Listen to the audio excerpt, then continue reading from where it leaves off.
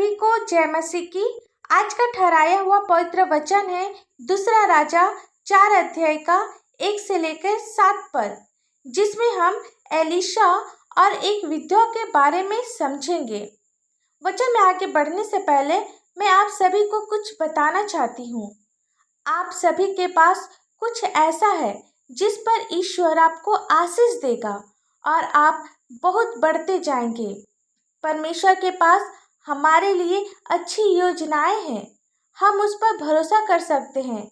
वह हमें वह नहीं दे सकता जो हम चाहते हैं, लेकिन वह हमें वह देता है जिसकी हमें जरूरत है। मेरे प्रियो, वचन से हम समझेंगे कि परमेश्वर किस प्रकार हमारी चीजों को आशीषित करता है। एक नगर में एक गरीब विधवा एलीशा के पास आई। उसके पति एक भविष्यद्वक्ता थे। यह गरीब विधवा अपने पति द्वारा छोड़े गए कर्ज को चुकाने में असमर्थ थी। वह विधवा एलीशा को दुहाई देकर कही, तेरा दास मेरा पति मर गया और तू जानता है कि वह यहोवा का भय मानने वाला था, पर जिसका वह कर्जदार था वह आया है कि मेरे दोनों पुत्रों को अपने दास बनाने के लिए ले जाए। एलीशा ने उससे कहा, मैं तेरे लिए क्या करूं? मुझे बता कि तेरे घर में क्या है।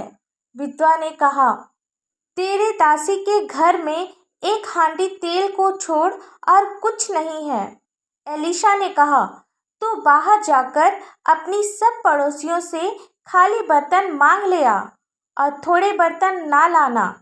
फिर तू अपने बेटों समेत अपने घर में जा और द्वार बंद करके उन सब बर्तनों में तेल उंडेल देना और जो भर जाए उन्हें अलग रखना। तब वह उसके पास से चली गई और अपने बेटों समेत अपने घर जाकर द्वार बंद किया। तब वे तो उसके पास बर्तन लाते गए और वह उंडेलती गई। जब बर्तन भर गया तब उसने अपने बेटे से कहा, मेरे पास एक और भी ले आ। उसके बेटे ने कहा, और बर्तन तो नहीं रहा। तब तेल रुक गया।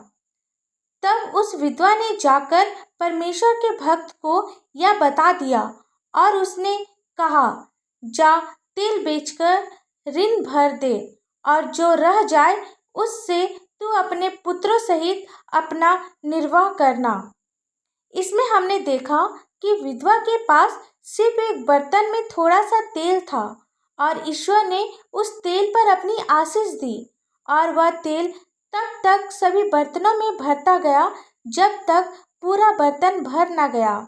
यहाँ हमने देखा कि विधवा के घर का बर्तन अब पड़ोसी के द्वारा मांग कर लाया गया बर्तन, सभी बर्तनों में तेल लबालब भर गया। ये परमेश्वर की आशीषें हैं जो विधवा को मिली। परमेश्वर आपके जीवन में भी आशीष देना चाहता है। हमें दुख में ईश्वर के पास अपनी समस्याओं को रखना है। जब हम अपनी समस्याओं को ईश्वर से कहेंगे तो वह हमें समस्या से बाहर निकालेगा।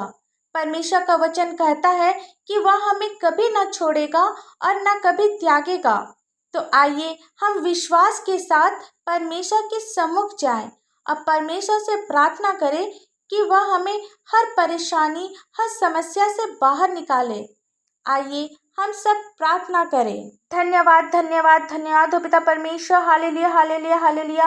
पिता, हम आपको लाखों लाख धन्यवाद देते हैं आज के सुंदर से वचन के लिए। पिता परमेश्वर, वचन को समझने में, वचन के अनुसार चलने में आप हमारी अगुवाई कर, हमारी सहायता और मदद कर। पिता परमेश्वर, जितने भी इस वचन को सुन रहे हैं पिता, सभी के दिल और दिमाग को आशीषित कर पिता, ताकि वे लोग आपके गुण भेद को समझ सके और आपके अनुसार चल सके।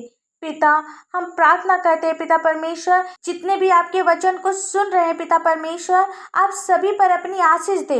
एक एक बीमारी, चिंता, परेशानी, दुख, तकलीफ, नशे की बुरी आदत, कर्जे, पति पत्नी के लड़ाई झगड़े और पिता परमेश्वर नाना प्रकार की हर एक समस्याएं, जिनकी शादी अभी तक से नहीं हो पा रही है, जिनके पास कोई संतान नहीं है पिता परमेश्वर, आप हर एक लोगों पर अपनी आशीष दे। एक एक बीमारी दूर होने पाए यीशु मसीह नासरी के नाम से पिता परमेश्वर। पिता, एक एक समस्या दूर होने पाए यीशु मसीह के पवित्र और मीठे नाम से पिता परमेश्वर।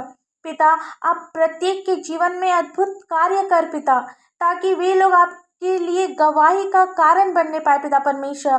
पिता आप सभी के जीवन को एक नया बना पिता परमेश्वर। जिस प्रकार आपने विधवा के कर्ज को अद्भुत तरीके से दूर किया पिता परमेश्वर, उसी प्रकार आप प्रत्येक के जीवन में जितने भी आपके सामने अपनी समस्याओं को रख रहे पिता परमेश्वर, अपनी परेशानी को रख रहे पिता, आप हर एक लोगों की समस्या और परेशानी को अद्भुत तरीके से दूर कर पिता।